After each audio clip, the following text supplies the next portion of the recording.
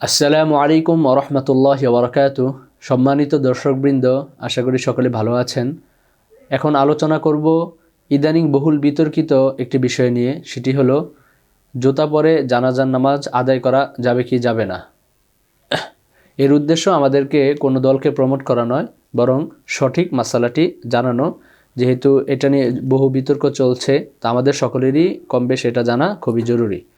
তো সহি মুসলিমের 555 নং হাদিসের মধ্যে রয়েছে যে আন আবি মাসলামাতা সাঈদ ইবনে ইয়াজিদ قال قلت لأنس بن مالك أكان رسول الله صلى الله عليه وسلم يصلي في النعلين قال نعم। যে আনাস ইবনে মালিক রাদিয়াল্লাহু তাআলা আনহুকে জিজ্ঞেস করেন আবু মাসলামা সাঈদ ইবনে ইয়াজিদ, তিনি বলেন যে আল্লাহ রাসূল সাল্লাল্লাহু আলাইহি ওয়াসাল্লাম কি জুতা পরে নামাজ পড়েছেন? আনাস রাদিয়াল্লাহু তাআলা বলেন, হ্যাঁ, তিনি জুতা পরে নামাজ পড়েছেন।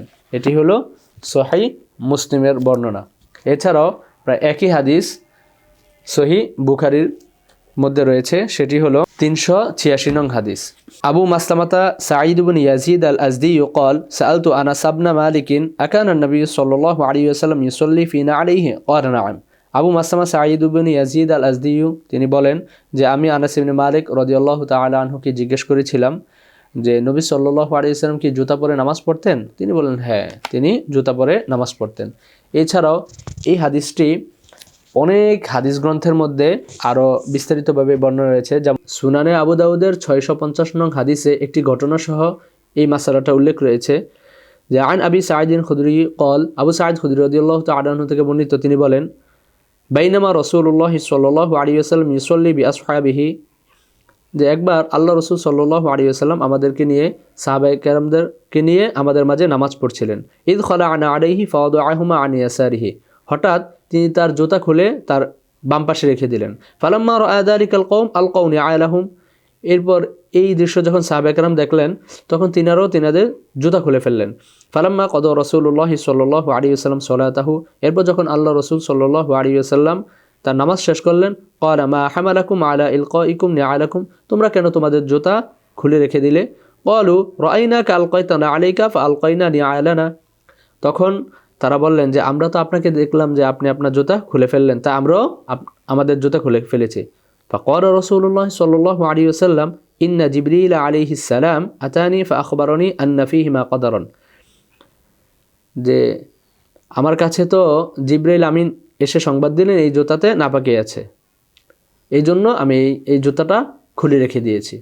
তো এই হাদিস দ্বারা বোঝা যায়, এবং পূর্ববর্তী যেই সহিহ বুখারী এবং মুসলিমের হাদিস উল্লেখ করলাম সেই হাদিসগুলো দ্বারা বোঝা যায় যে জুতা পরে জানাজার নামাজ পড়া অথবা অন্য নামাজ পড়া জায়েজ রয়েছে। তবে এক্ষেত্রে একটি শর্ত রয়েছে, যেটা এই হাদিসেরই শেষ অংশে রয়েছে, অর্থাৎ সুনান আবু দাউদের 650 নং হাদিসের এই হাদিসের শেষাংশে রয়েছে যে কল রসুল সাল্লাল্লাহু আলাইহি ওয়াসাল্লাম বলেন ইযা জাআ আহাদুকুম ইলাল মাসজিদি ফালইয়ানজুর ফাইন রাআ ফি না'লিহি কদারান আও আদা ফালইয়ামসাহু ওয়ালইউসাল্লি ফীহিমা, অর্থাৎ যখন তোমাদের কেউ মসজিদে আসে নামাজ পড়ার জন্য, তখন সেই জন্য তার জুতার প্রতি লক্ষ্য করে যে সেখানে কোনো ময়লা নাপাকি আছে কিনা। যদি কোনো নাপাকি থেকে থাকে বা ময়লা থেকে থাকে তাহলে সেই জন্য এটাকে মুছে ফেলে তারপর এতে নামাজ পড়ে। এছাড়াও অনেক আরও বিভিন্ন ধরনের হাদিস রয়েছে যা দ্বারা বোঝা যায় যে জুতা পরে নামাজ পড়া জায়েজ রয়েছে, এক্ষেত্রে কোনো ধরনের সমস্যা নেই। তবে অবশ্যই জুতাটা পাক পবিত্র হতে হবে। তবে বর্তমান সময়ের মধ্যে কেউ মসজিদের মধ্যে জুতা প্রবেশ করে নামাজ পড়ে না, এর কারণ হলো এটার প্রয়োজনীয়তা নেই। এখন মসজিদ একদম নিট অ্যান্ড ক্লিন থাকে। আগের সময় মসজিদ অনেক সময় নিট অ্যান্ড ক্লিন থাকতো না, তো জুতা পরেই নামাজ পড়ার একটা বিধান ছিল, কঙ্কর থাকতো বিভিন্ন পরিস্থিতির বিবেচনায়। এই জন্য বর্তমান যুগে জুতা খুলেই মসজিদে প্রবেশ করবে।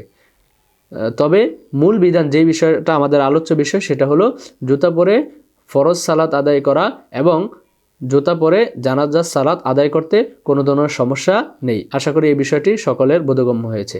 আসসালামু আলাইকুম ওয়া রাহমাতুল্লাহি ওয়া বারাকাতুহু।